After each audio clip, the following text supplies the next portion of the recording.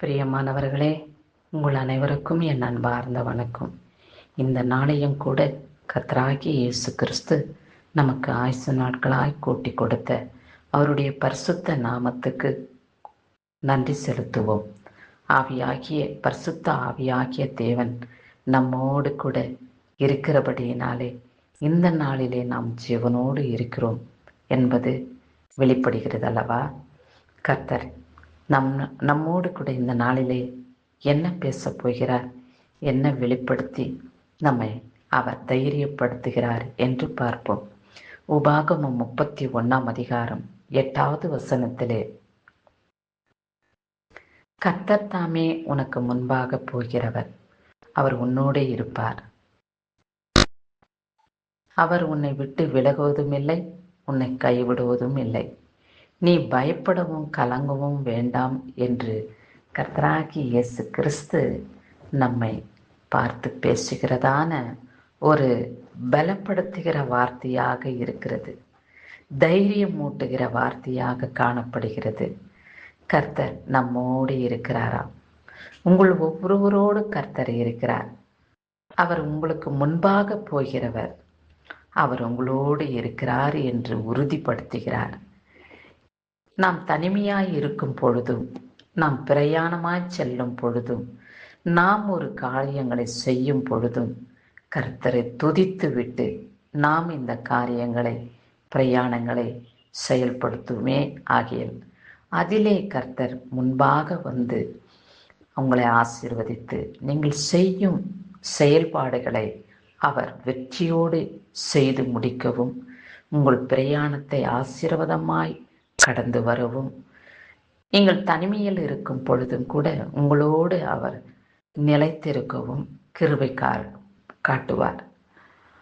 அவர் எப்பொழுதும் உங்களை விட்டு விலகிடவும் மாட்டார், உங்களை கைவிடவும் மாட்டார். ஆண்டவரே, என்னை நீர் கைவிட்டீரா என்று நாம் கலங்கி தவித்து இந்த வார்த்தையை கேட்கும் பொழுது அவர் கண் கலங்குவார். என் மகனே, என் மகளே, பயப்படாதே, கலங்காதே, நான் உன்னை விட்டு விலகுவதில்லை, உன்னை நான் ஒருபொழுதும் கைவிடவே மாட்டேன், உன்னுடைய கரங்களை பிடித்து கொண்டு நான் உன்னோடு கூட இருப்பேன் என்று சொல்லியிருக்கிறார். வேத பகுதியிலே லாசுரு என்ற ஒரு மனிதன் இறந்து விடுகிறார். அவருடைய சகோதரிகள் மிகவும் துக்கித்து அழுகிறார்கள். அதிலே மரியாள் என்ற சகோதரி மிகவும் வியாகுலப்பட்டு அழும் பொழுது அவர்கள் அந்த மகள் அழுகிறதை கண்டு சுற்றி இருந்த ஜனங்களும் கண் கலங்கி அழுகிறார்கள். அதை பார்த்த உடனே ஏசப்பாவும் கண்ணீர் விடுகிறார், கலங்குகிறார். அப்படிப்பட்ட இரக்கமுள்ள தெய்வம் அவர். மரியாள் கண்ணீரை கண்ட தேவன் உங்கள் ஒவ்வொருவருடைய கண்ணீரையும் அவர் காண்கிறார். உங்கள் ஒவ்வொருவரோடு கூட கர்த்தர் பேசுகிறார். ஒவ்வொருவரையும் கர்த்தர் ஆசீர்வதிக்கிறார் என்பதை நீங்கள் மனதில் வையுங்கள். எதை குறித்து கவலைப்பட வேண்டாம். நான் மிகவும் கர்த்தரிடத்தில் நெருங்கி இருக்கிறேனே, என் சரீரம் மிகவும் மோசமான நிலையில் கடந்து வருகிறதே என்று துக்கிக்க வேண்டாம். சாத்தான் உன்னை சோதிக்கவே நீ கலங்குவதை விட்டுவிடு. இப்பேற்பட்ட நிலையிலும் கூட என் தேவன் என்னோடு கூட இருந்து என்னை பலப்படுத்துகிறபடியினாலே அவருக்கு நன்றி என்று அவருக்கு ஸ்தோத்திர பலி செலுத்து. பயப்படவும் மட்டும் இருக்க வேண்டாம்.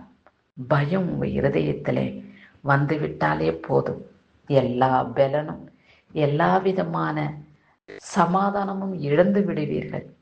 அந்த பயப்படுகிற பிசாசின் கிரிகளை இயேசுவின் நாமத்தினாலே நான் விரட்டி அடிக்கிறேன் என்று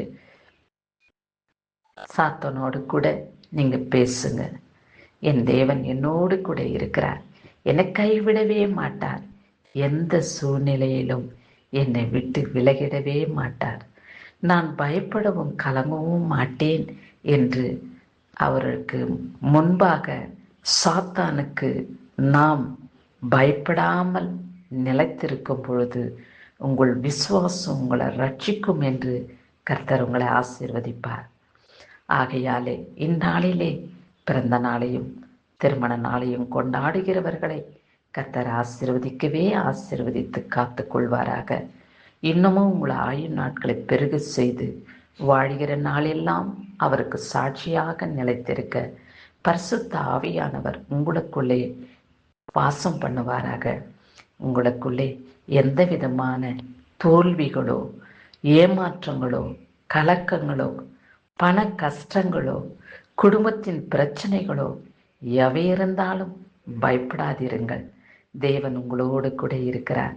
அவர் உங்களை விட்டு விலகிடவும் மாட்டார், உங்களை கைவிடவும் மாட்டார் என்ற விசுவாசத்தின் நம்பிக்கையோடு நாம் அனைவருமாய் கடந்து வரும் பொழுது வெற்றியும் ஜெயத்தையும் சுதந்திரித்துக் கொள்வோம். கிறிஸ்துவுக்கே சதா காலங்களிலும் மகிமை உண்டாகட்டும். ஆமேன்.